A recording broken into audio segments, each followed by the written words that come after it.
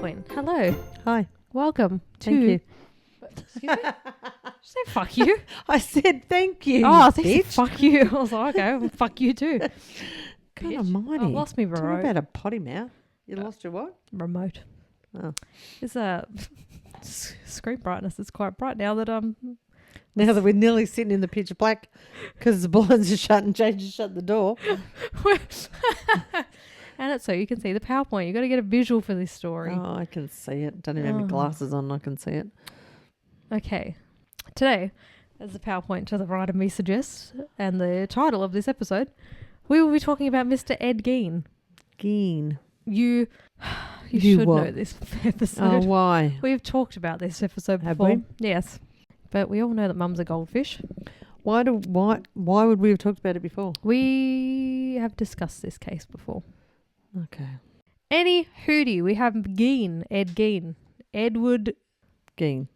Edward Theodore Gein was born on the 27th of August, 1906 in La Crosse, Wisconsin.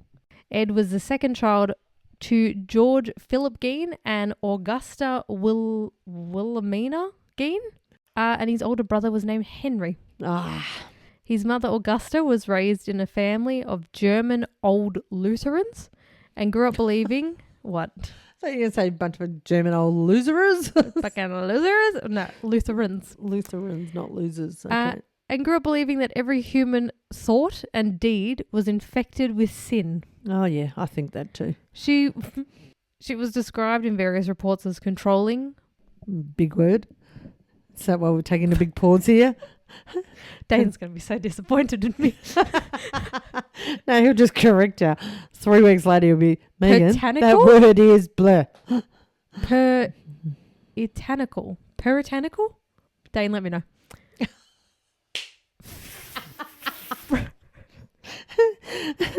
Too bad he's not on call. You can give him a I ring know. now. Mate, just want to know what this word is. Religious and domineering.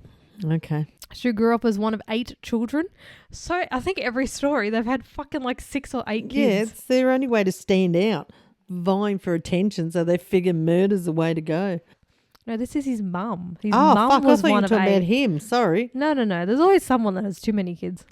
Yeah, all of them back then. No TV, mate. Oh, 1908. Yeah, what the fuck are we going to do? Watch ye old Exactly. Netflix? Yeah. Yeah, Netflix was around then. Of course it was.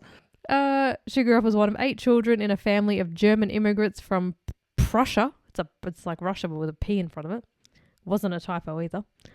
Who had settled in La Crosse, Wisconsin.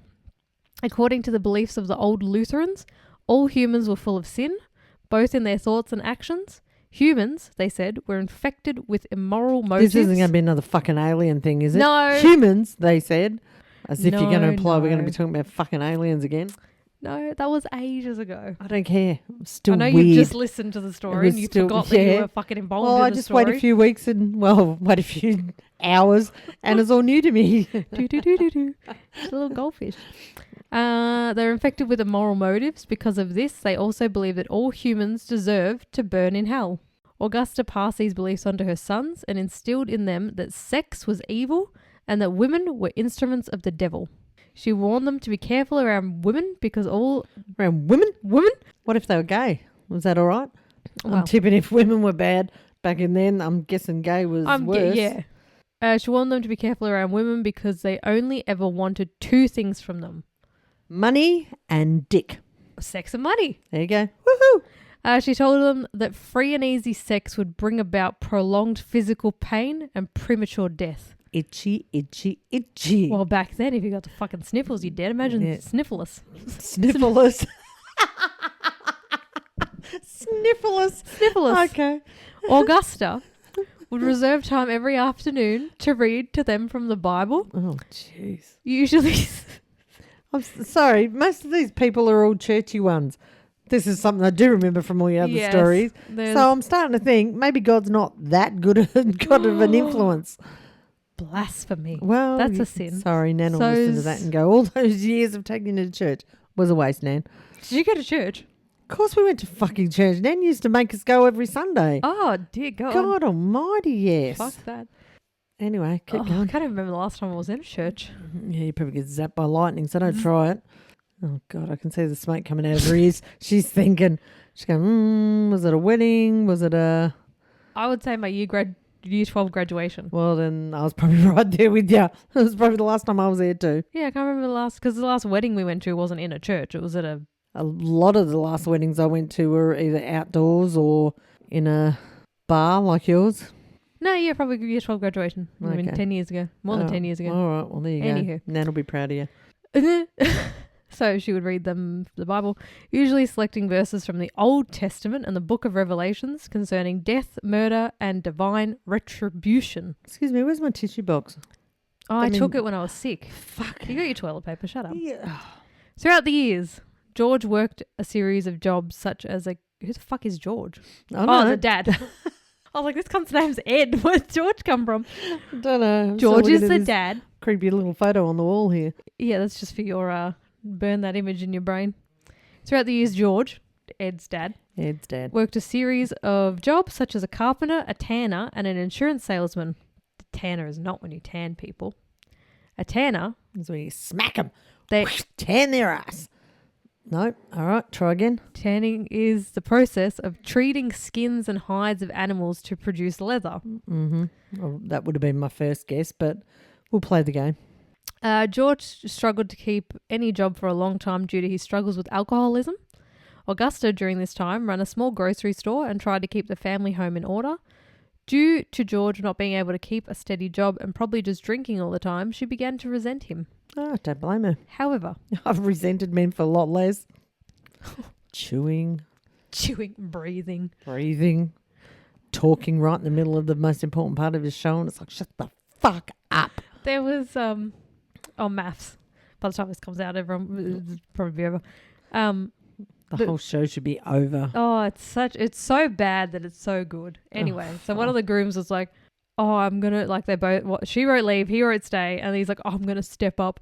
And then at the dinner party, it'd been a week later, they hadn't talked all week, they had a massive fight.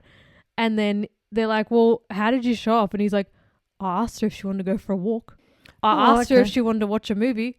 And they're like, have you ever taken her out to a nice dinner? And he's like, yeah. And then she's like, no. And he's like, we went to Nando's. Oh my God. Okay. And then there's she's a yappy little Greek bitch, but she's funny as shit.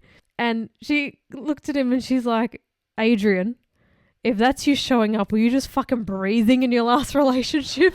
Oh. It was so funny. She comes out with some good one-liners. And are they still there together on the show? Not that I give a fuck because I don't watch these shows. They're definitely not together after the show, but I think they're still in it at the moment. Yeah, because they want their 15 seconds of fucking fame. Well, yeah. Anywho, don't get me started. We'll start a maths podcast. No. Fucking find someone else to do that shit with you because I'll just be sitting here arguing the whole time. So George had alcoholism. Yep. However, that's where we were. George was a pisshead. Augusta's strong religious beliefs prevented her from divorcing him, so her resentment grew more and more. Soon enough, she developed a deep hatred of men in general and dreamed of having a daughter. But in 1906, Augusta gave birth to another boy, Edward Gein. Edward. Not wanting to have Ed grow up to be like his father or all other men she loathed, she raised Ed with an overbearing protectiveness that slowly warped his perception of the world. In 1915, Augusta had grown sick of living in La Crosse, which she considered to be the hotbed of sin. Hang on, where was that? Hotbed La Crosse in Wisconsin is the hotbed of sin. Well, wasn't that where that 70s show's from? Hello, Wisconsin. Yeah. What the fuck was that? At the end of the song. Do it again. Hello, Wisconsin. Yeah, it doesn't sound right. It didn't sound right when you did. I'm like, what? Okay. Hold on. Oh, Jesus Christ. I'm sorry I asked the question. No, it just didn't sound right. No, Hello, Wisconsin. But it kind of does. Okay, hold on. Hanging out. We'll have to do an episode of that dickhead as well. Why? He wasn't a serial killer. He was a rapist. He was just a fucking piece of shit. Anyway. Yeah, it was a piece of shit for sure. But show. It's not Murder with Meg and Mum and pieces of shit. It's mainly murder. Yeah, oh. He would fall in the mainly. We have covered fucking aliens. There's an ad. I'll play some whole music. Oh, it is. It is Hello Wisconsin. It just sounded wrong coming out of my mouth. It did sound wrong coming out of your mouth. So, He's caught up in that Diddy thing. What I read that. Oh, dear God. Concentrate. Sorry. Okay. Cut that out, please. So, Wisconsin is a hotbed of sin. She demanded that the family move to an isolated farmhouse near Minnesota, the rural town of Plainfield, Wisconsin, which became their permanent residence. Oh, that's the mum. Oh, she's a bit creepy in the eyes, isn't she? Yeah.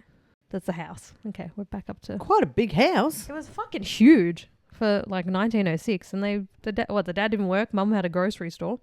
She was working as a waitress in a cocktail bar. There is a fucking hair on this microphone that keeps tickling my lip. It's probably the hair on your lip. Mustache. Anyway. Try shave, bitch. So, Augusta took advantage of the farm's isolation by turning away outsiders who could have influenced her sons. She believed that in this house she could raise Ed and Henry to become the pure men she wanted them to be. Oh, that was an epic fail, wasn't it? I don't know what he's done, but I'm assuming it was an epic fail. Well, yeah. But according to you, I do know what he's done, but anyway. You do. You'll remember. Okay. The boys only left the farm to attend the nearby Cree grade school, which was a one-room building that had 12 students. Oh, little house on the prairie. I got Ed Gein again. There we go, little Ed. Ed was... God, he looks old as a kid. Well, it was tough back then. I know. Look at the bags under his eyes. Well, imagine having a mother that every night wanted to read the fucking Bible with you. Should have done that to you. Oh, yeah. I'd be a fucking serial killer. I think you are. That's rude. Ed was remembered by classmates and teachers as having strange mannerisms, such as seemingly... Bags under his eyes. Such as seemingly randomly laughing, as if he were laughing at his own personal jokes. I did that last night when I was watching TV. Then I watched that video of your kid farting in the bath, and I just started laughing. Anyway. Well, I just randomly think about how we... You what? The Eileen episode where we're like, oh, what'd you do on the weekend? Went home, watched some TV, fucked my sister. That was great. Anywho, so he was a weird kid. Ed was known to be an avid reader, but he struggled to fit in with other students. He was shy. He was what? He was shy. Oh, I thought you said bye. No. I was going to go, dude, that was early. That was an early get. He was shy and had a lazy eye. Nothing worse than being shy with a lazy eye. And he could have been bi. As well as a lesion on his tongue that affected his speech. Oh, so he had a lisp as well. Oh, that's not funny. Don't take the piss out of people. He just had a lot going on. He didn't he? To make matters worse, Augusta punished him whenever he tried to make friends. Aw. Both George and Augusta would physically beat the boys. Augusta was worried. Just for trying to make friends? Yeah, she wanted her own little fucking... Please tell me they were the first two that they killed. No. No? Okay. Well, I don't know. Well, look, Ed Gein sometimes gets lumped in with serial killers. Like you'll... Yeah. He wasn't a serial killer. Okay. So he just killed his mum. No. No, fuck, okay. Augusta was worried that Ed would turn out like his father, an alcoholic failure, and believed that isolating him from his peers was the way to prevent this. Yeah, because when you've got nothing to do and no one to do it with, why would you hit the bottle? Yeah, exactly. Ed did learn how to play the violin, the accordion, and the mouth organ. Oh. Which is just a harmonica. Oh, did you Google that? Shut up. I didn't know a mouth organ. It sounds weird. It was a dick you put in his mouth.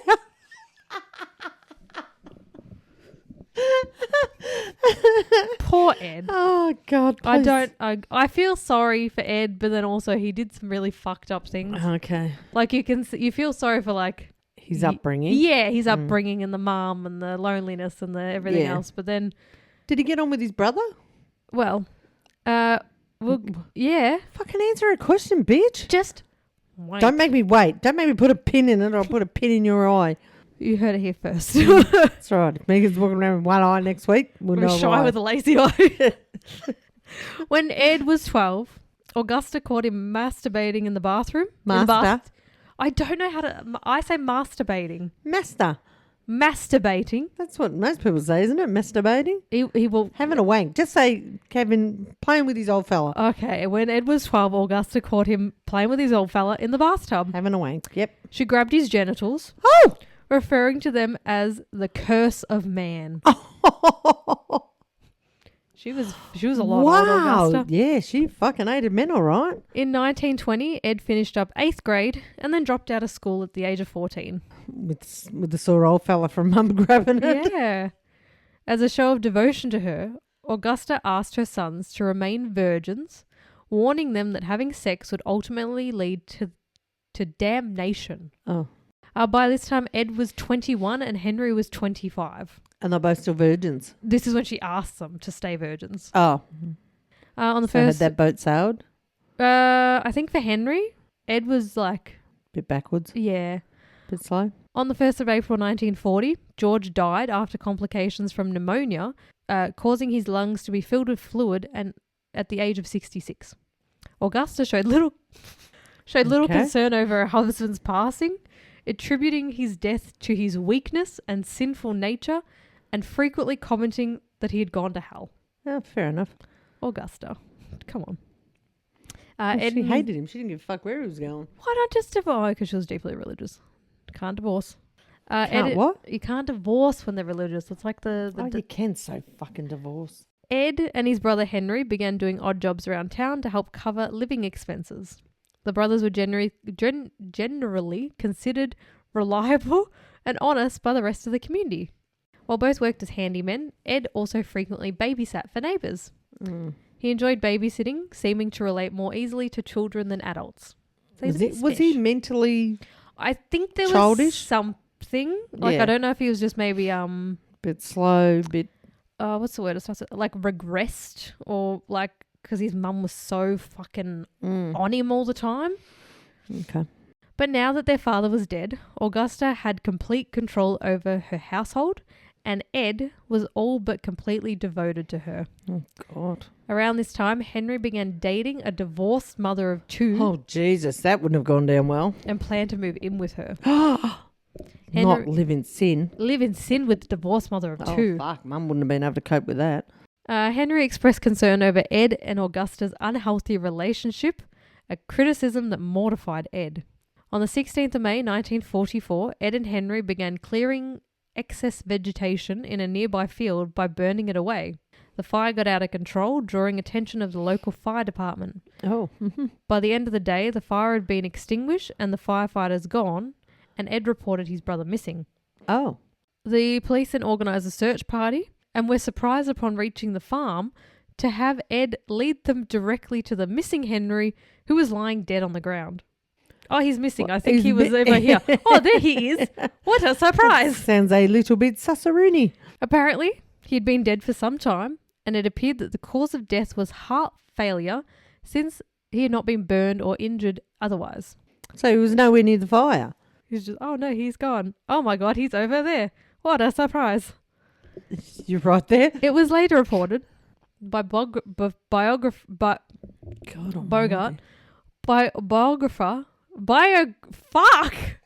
an author, Harold Holt. Schlettenter. No. Schlettenter. There's 2 CHs in his name. Shit your pants. Harold, that Henry had bruises on his head. The authorities accepted the accident theory, but no official investigation was conducted and an autopsy was not performed, as they did not believe that Ed was a man capable of murder. With Henry now deceased as well, Ed and Augusta were now alone. Oh, just mother and son. Yep.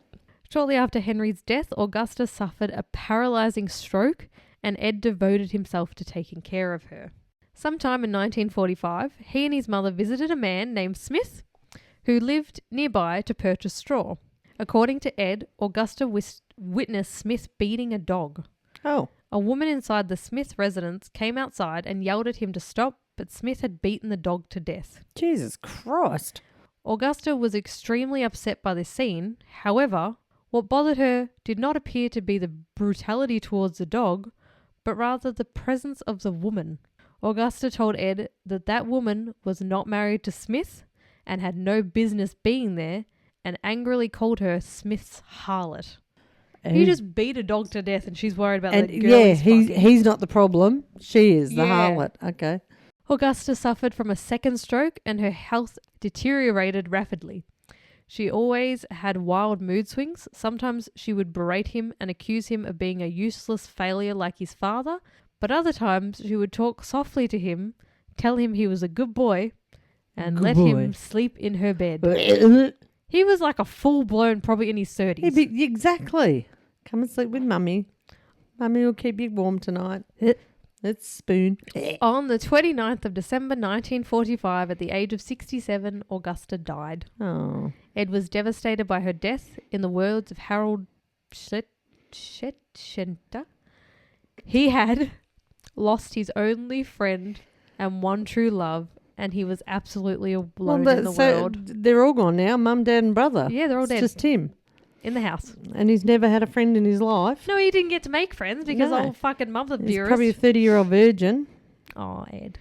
Oh, yeah, she's feeling sorry for him. That's what I mean. You feel sorry for him before you know what he did. Yeah.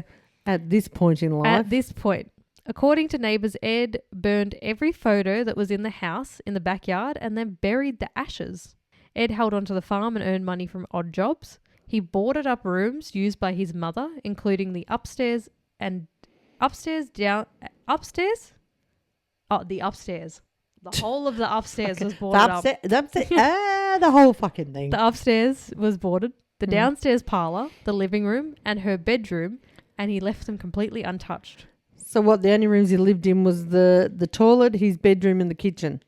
What the fuck is that? That's one of the rooms that was complete. Wait till you see the rest of the house. Like, this is. But the chairs are like. The seats are sitting. I think he just as soon as his mum died, he just went, these rooms are now. Yeah, but look at the way the seats are facing. I hope you're posting. Hope you're posting this on the Instagram page because one's that's a rocking chair or something, isn't it? And it's got his back to the other chairs. Well, then maybe two people were talking in these chairs. I don't know. That's pretty creepy. Those two people. There wasn't four people in the house. Yeah. She was talking to frigging ghosts. While the rest of the house became increasingly... And the chairs in front of the door. I'm sorry. I've got a lot of questions. Shut the fuck up. I've got a lot of questions about this room. The chair... You'll have a lot of fucking questions about everything. Chair in front of that door over there? Maybe it opens outwards. Maybe it's a burglar... Proof. If you open the door, you're going to fall over the chair. Anyway, so he boarded up all the house that his mum usually went into. While the rest of the house became increasingly squalid, these rooms remained pristine. Oh, yeah. Pristine. That's the rest of the fucking house. What's that meant to be? The kitchen? I think so. From the Jesus Christ. Oh, that's a man in the middle. That took me. It was like an optical illusion. Oh, I didn't even notice the face. Yeah, I didn't even pick that up. I don't even need a pointer. I was just looking at all the crap. So now you see why the difference between the two rooms. Who is the man? I think a cop. Oh. After the cops go into his house. But you see the difference in the rooms that were boarded up and the rooms he actually lived in. But it looks like it was been on fire or something. It's just black and white. Yeah, but it still looks beyond black and white. It looks like it's... I think it's just dirty. Ugh. Ed lived in a small utility room next to the kitchen, which he turned into his bedroom. Ed's overall condition gradually began to worsen. Acquaintances noted how foul he smelled, how ragged his appearance became, and how unstable he seemed. Around this time, he became interested in reading pulp magazines and adventure stories, particularly those involving cannibals or Nazi atrocities, specifically concerning Ice Couch, who selected tattooed prisoners for death in order to fashion lampshades and other items from their skins. He would also frequently go to the local libraries and check out books on human anatomy. Ed did apparently have one friend who lived on a nearby farm. His name was Gus, and he was described as dim-witted. Apparently, Gus would come over to the farmhouse, and they would sit in the kitchen for hours without speaking a word. So they'd just sit there. Stare at each other. Gus was probably just looking at everything going, what the fuck is all this shit? I'm not touching anything in this room. On the morning of November 16th, 1957, 58-year-old Plainfield hardware store owner Bernice Warden disappeared. The hardware store's truck was seen driving out from the rear of the building around 9:30 a.m. The hardware store saw few customers the entire day. Some residents believed that this was because of deer hunting season. Deer hunting season. Bernice's son, Deputy Sheriff Frank Warden, entered the store at about 5 p.m. to find the cash register opened and bloodstains on the floor. Ooh. Frank Warden told investigators that on the evening before his mother's disappearance, Ed Gein had been in the store and was expected to have returned the next morning for a gallon of antifreeze. The sales slip from the antifreeze was the last receipt written by Bernice on the morning that she disappeared. Oh, so he came back. Well, he wasn't that clever. Clearly. I'll be back tomorrow. There's a receipt. That's the last one that's there. And out of all the people, you had to go and take the fucking deputy sheriff's mum. Yeah. So, that evening, Ed was arrested at West Plainfield grocery store and the sheriff's department searched the Gein farm. The farmhouse was in utter chaos. Inside, junk and rotting garbage covered the floor and counters, and the attic of the house was completely filled with garbage. So instead of throwing it in the bin, he just threw it up in the attic. In you go. Alley-oop. Hey, fuck. We have a pretty big crawl space up there. Oh, there you go. There's a set of encyclopedia up there. You can put your bodies up there. No, because then they'd start leaking. Oh, okay. Sorry. God. No, don't kill people. Just no. Oh no, they'll start leaking. They'll your fluids start leaving your body. Start seeping through the light frames. Yep, off you go. Good job. No worries. Silly. Fuck yeah, I'm the silly one. God almighty. I was waiting for I don't kill people. No. You got to think logically about this. Yeah, all right. Cool. It was almost impossible to walk through the rooms and smelt of filth and decomposition. It's like he was a bit of a hoarder as well, isn't he? He's just got shit everywhere. Wouldn't you just throw your rubbish out? Why are you hoarding your rubbish? Yeah, Megan. Wouldn't you just what throw the fuck? your... I don't have that much rubbish, thank you. Because you had a fucking skip last week to get rid of it, and it's still a brothel. The local sheriff, Arthur Schley, inspected the kitchen with his flashlight. He felt something brush against his jacket. That would have been a rat. No, I really shouldn't have eaten before this one. This is making me feel a bit ill. When he looked up to see what it was that he ran into, he faced a large, dangling carcass hanging upside down from the beams. The carcass had been decapitated, slit open, and gutted. Yeah, well, that's what they do. They hang them upside for the blood to run out. Don't they do that at the... What do you think was hanging up? I thought you just said it was I'm presuming it was some sort of animal. Obviously it wasn't. Mm-mm. Oh. An ugly sight to be What do you presume is hanging up? Well, you just said a carcass, so... An ugly sight to be sure, but a familiar one in the deer hunting... But a familiar one in that deer hunting part of the country, especially during deer hunting season. See? It took a few moments to sink in, but soon he realised that it wasn't a deer at all. It was the headless, butchered body of Bernice Warden. Oh my God. I haven't put the photo in here, but there is a photo. No. Would not recommend. No, thank you. She'd been hung upside by ropes at her wrists. She'd been what? She'd been hung up. Hung upside down? She'd been hung upside down with ropes at her wrists and a crossbar at her ankles. Police found her head in a burlap sack in another part of the house. Fucking hell. Nails had been hammered through each ear. What? And tied with a twine as if in readiness for the head to be hung up as a trophy. Oh my God. I'm hoping the son never was there when they found all this. Well, yeah. Because did you say the son was a cop? He was a deputy sheriff. Oh, imagine him walking in and working out that was his own mum. So, she'd been shot with a .22 caliber rifle and the mutilations were made after her death. Oh, well, that's small mercies. In searching the house, the authorities found... Oh, Jesus, here we go. Lock yourself in. Hang on. Buckle up, bitch. Buckle up, bitch. You will remember some of these, I reckon. I doubt it. I didn't remember that. So, this is what they found in Ed Gein's house. Most people would probably already know this list, but any hootie. Most people. The rest of the people in the room. Everybody else. Everybody else. Class. All the rest of us. A whole human bones and fragments. A waste basket made of human skin covering several chairs. What the fuck? That's human skin. That's human skin. Oh. Skulls on his bedpost.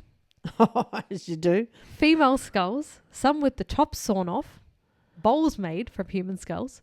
A corset made from a female torso skinned from the shoulders to the waist. Scared the shit out of me then. Jeez, Logan, you made me crap my pants. Leggings made from human leg skin. It does say image, but I don't know if I found... Oh, yeah, that's just kind of all the shit that you go. Masks made from the skin of female heads. Where do you get all these bodies from? Mary Hogan's face mask in a paper bag. Who's Mary Hogan? I'll tell you about Mary Hogan. This is just a list of what they found, and we'll go back to Mary Hogan. Oh, my God, I've got so many questions. Mary Hogan's skull in a box. Going to need some air freshener in here in a minute.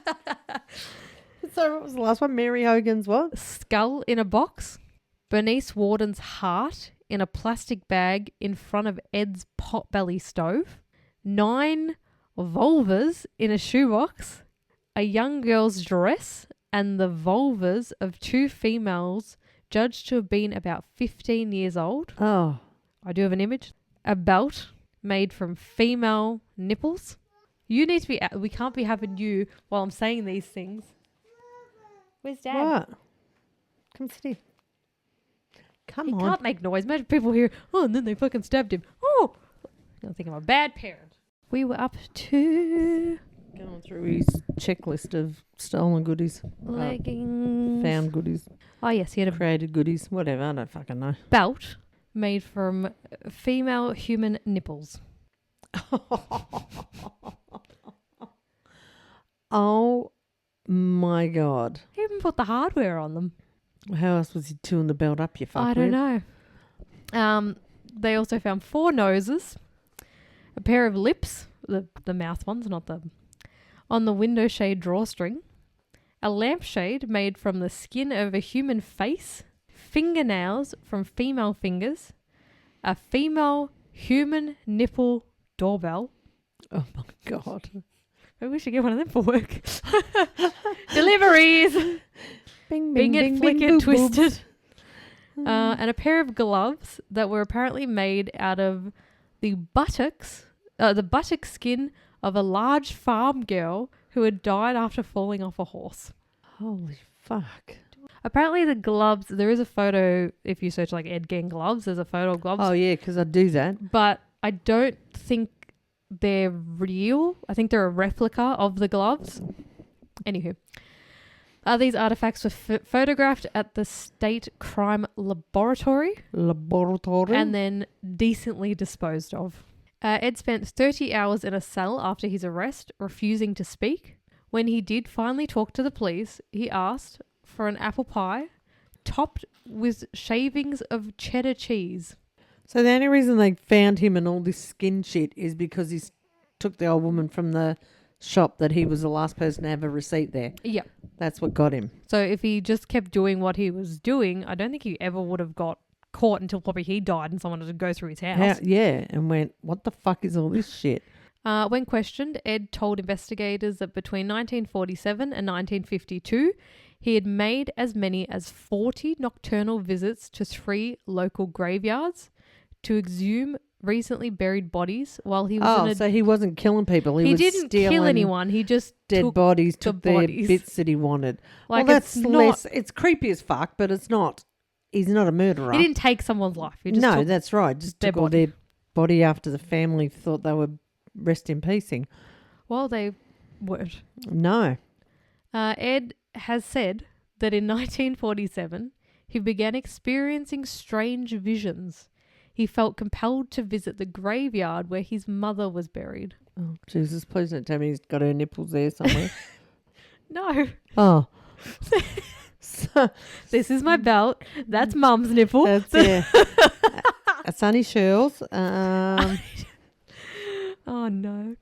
There he started digging up corpses, beginning with his mother. Oh, what did he take of Mum? He twisted her head from her body. Why are you touching your titties? Because I thought you were going to say he twisted her nipples off. No, he just twisted her head from her body and then attempted to shrink it in a fashion similar to what he had read about in his books. I really wish people could see you. 1 second you got your hand on your titties, the next you're like, what the fuck? Oh my God. As he would later tell police, he did this in the hopes of creating a woman's what?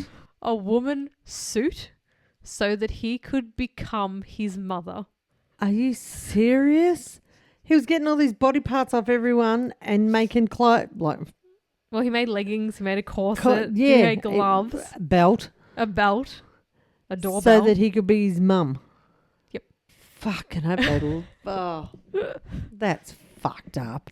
He would rob the graves. Why the fuck do people think of shit like that? Oh, I think I'll just rob graves. I don't think he was definitely not mentally well. Like if he thought this was true. You fucking think. And you look at that's why I go through their childhood and their parents, because you can see kind of how he was so isolated. He probably didn't really get right. Like he knew women were fucking evil and all the shit that his mother was spinning. And then when you he used all their evil parts to recreate a mum.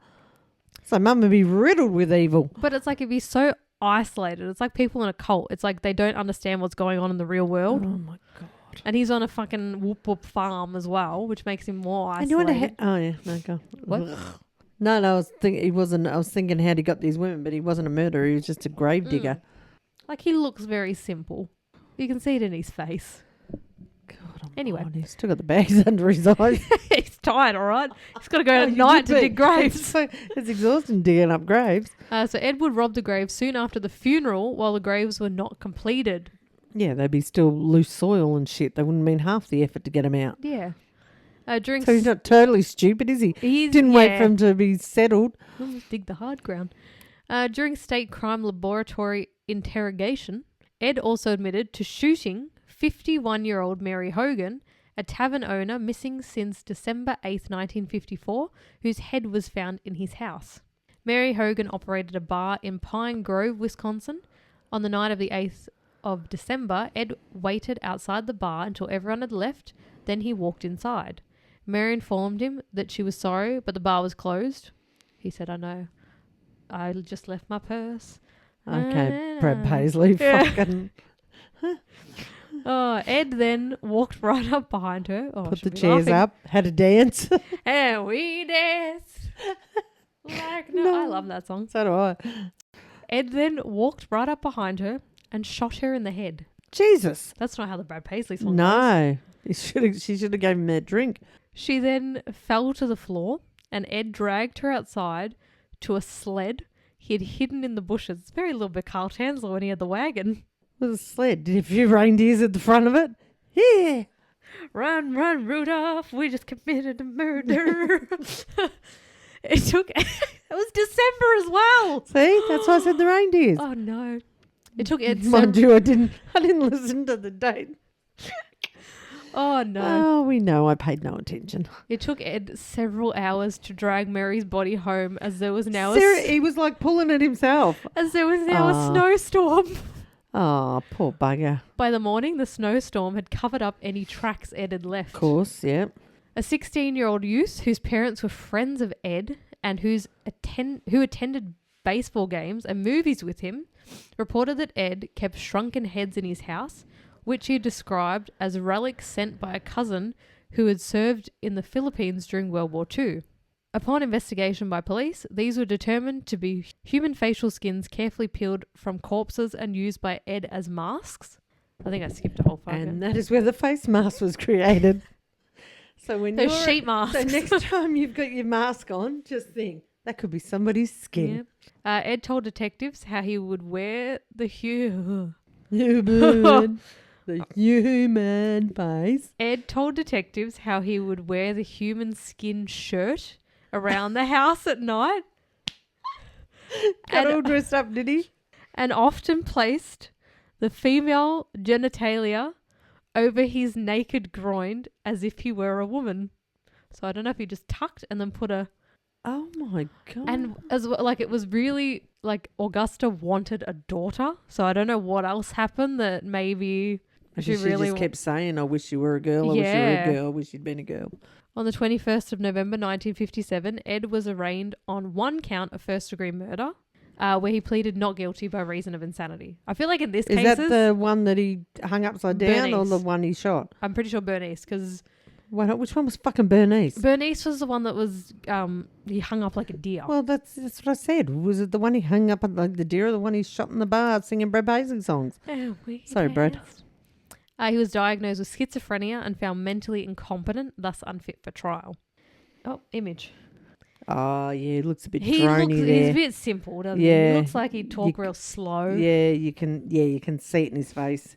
He was sent to the Central State Hospital for the Criminally Insane, now the Dodge Correctional Institution, a maximum security facility in Wupan, and later transferred to the Mendota State Hospital in Madison. In 1968, doctors determined Gein was mentally able to confer with counsel and participate in his defense. The trial began on the 7th of November 1968 and lasted 1 week. I was going to say 1 day. And did it finish on the 7th of December 1958 as well? A psychiatrist?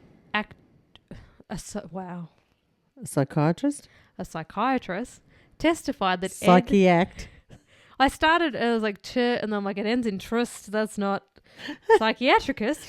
Yep, okay. Testified that Ed had told him that he did not know whether the killing of Bernice Warden was intentional or accidental.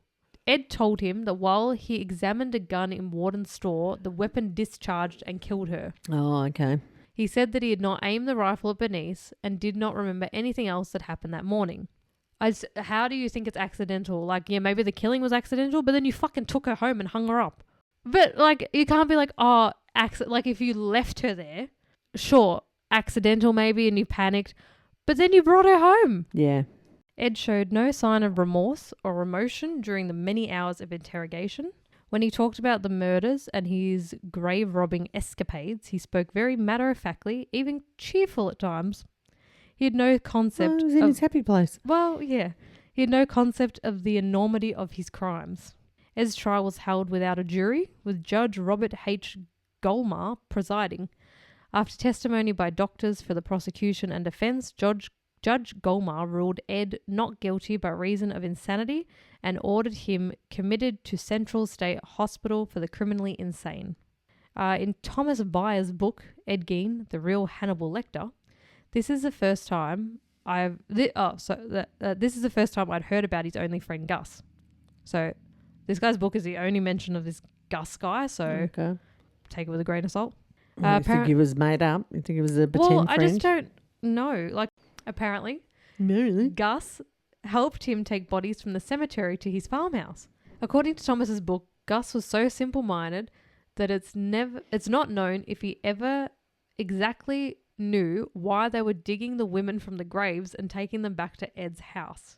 Apparently, Gus's sister visited him and was worried about his condition, and they put him in a retirement home. A couple of weeks later, Gus was dead. Oh.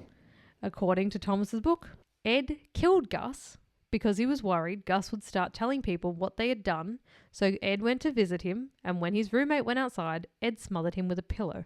Right. Apparently.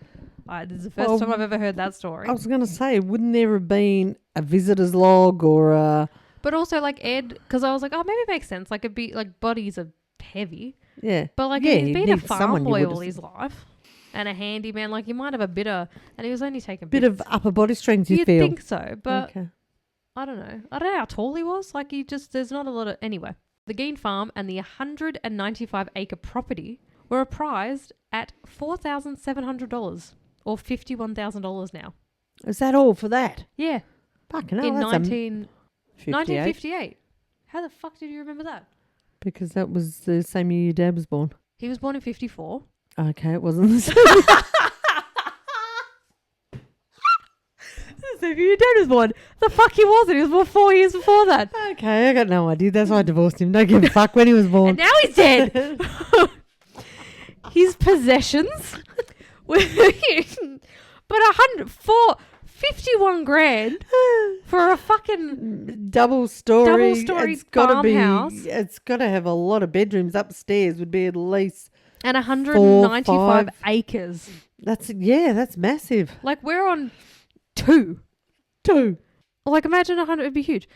His possessions were scheduled to be auctioned on the 30th of March 1958, amidst rumours that the house and the land it stood on might become a tourist attraction.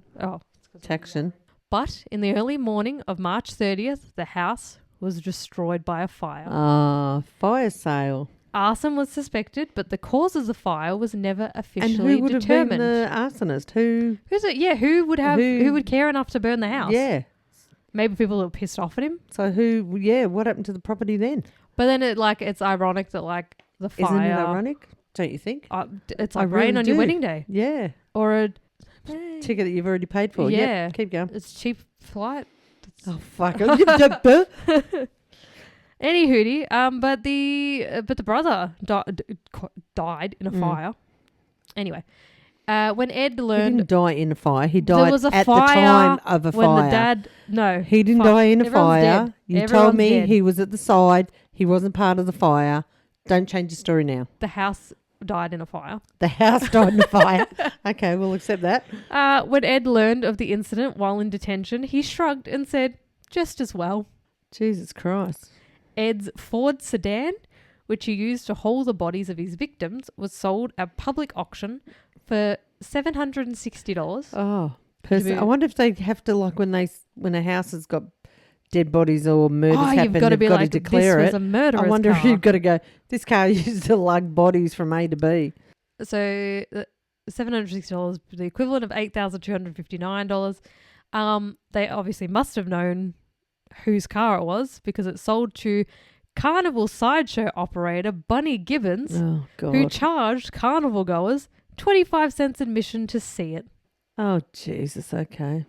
She's got a picture of that. Oh, fuck. Oh, wow. It's here. Ed Gein's car. Wow. Look, see that car that hauled the dead... What does it say? I can't read that from The here. dead something graves. Jesus Christ. Way to monetize on whatever you can. Yeah, well... Gotta give her points for that. She would have made the money back on the car quick. I think it was a guy. Oh, so I thought you said a woman. Oh, I don't have any pronouns. It just says bunny. Him, her, hi, us, them, they. All of them. All of them. All of the above. Mm-hmm. Every year, Ed would apply for parole and would become upset and angry when it was denied. Ed, you're not getting out. On the 26th of July, 1984, Ed Gein died at the Mendota Mental Health Institution due to respiratory failure secondary to lung cancer when he was 77. He had lung cancer. That's Ed. Was it? Yeah, it was one of the last photos of Ed. Why is he all suited up? Would that have been when Probably he was in court? Over the years, souvenir seekers chipped pieces from his gravestone at the Plainfield Cemetery until the stone itself was stolen in 2000. It was recovered in June 2001 near Seattle, Washington, and was placed in storage at the Washara County Sheriff's Department. That's a bit sad, isn't it? Yeah. When fuckers are going to steal some murderer's... well, he wasn't a murderer. Well, he was. Oh, there's his gravestone. Look, you can see how Look at it all. chipped it is. In addition to the murders of Mary Hogan and Bernice Warden, Ed was also considered a suspect in several other unsolved cases in Wisconsin. However, lie detector tests seemingly exonerated Ed of any other murders, and his psychiatrist concluded that his violence was only directed to women who physically resembled his mother. How would he know if the people in the graves were anything like his mum? I know you're saying the woman in the shop and the bar. His acts of violence. So like the two that he killed. Yeah. Ed Gein's story has had a lasting effect on American pop culture, as evidenced by its numerous appearances in film, music, and literature. The first tale came to widespread public attention in the fictionalized version presented by Robert Bloch in his 1950... Bloch. Appropriate for someone who's doing skin story. Yeah, sorry. In his 1959 suspense novel, Psycho, in addition to Alfred Hitchcock's 1960 film of Bloch's novel, Psycho. Psycho. Nah, okay, that's the end of the images. There has also been a 2007 horror film, Ed Gein, the Butcher of Plainfield, Rob Zombie's film House of a Thousand Corpses, and Ed Gein, the musical. Oh my God. That'd be something you'd be stupid enough to buy a fucking ticket to. You fucking weirdo. You weirdo. Let's go. No. None of this wee pale face. Ed Gein also served as the inspiration for Norman Bates from Psycho, Leatherface from Texas Chainsaw Massacre, Buffalo Bill from Silence of the Lambs, Isn't that an ice cream? Oh, that's Buffalo Bill. It's all right. Please continue. Oliver Thredson from Season 2 of American Horror Story. And that is the Butcher of Plainfield, Mr. Edward Theodore Gein. Oh, Edward Theodore Gein. So he wasn't... Well, he did murder 2 people. Yeah. You said he didn't kill anyone at the start. I didn't say he was lied. a serial killer. Ah, true. That's All right. I got the hiccups. That's 3 or more. Oh, excuse me. He only killed 2. Well, it doesn't make him a serial killer. No, it makes him a fucking murderer, though. He's still really, really fucked up. Oh, you think? But I still do feel quite... Like, I feel if he didn't do what he did... Dig bodies out of graves. If you didn't skin them alive and make clothes and a belt and a fucking I don't know. It's a shirt and leggings and... It's a bit of a grey area. I'm surprised he didn't make high heels as well. Imagine I would have... Look. You would. Oh, you're creepy. You're weird. No, I just wish that he didn't kill anyone and then see what the final product was. What? Like, he was obviously all dressed up, get ready to go out. What, you wanted to see him in his pants and his shirt and his Well, he had leggings. Belt? He had a corset top. Yeah. He had his gloves. Belt. He had a chair. He had the belt. He got to have accessories. Had mum's head put on his shoulders. So. But, like, imagine what he was aiming for. Was he going to make shoes? Oh, my God. A scarf? Please stop. I said good day. And then he flicks his little nipple scarf around. Oh, no. You got fucking issues. I do. Anywho, we thank you for listening. Yeah. I hope you guys don't.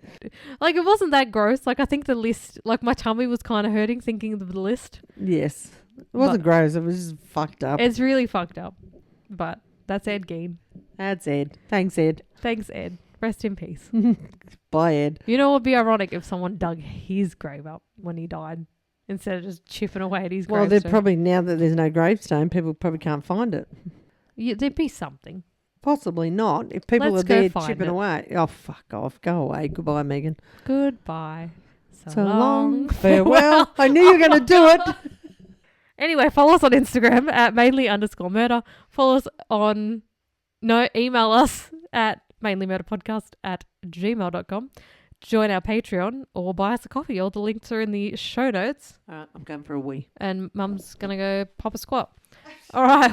We will... I didn't say that. I said I'm going for a wee. Oh, the light! It burns!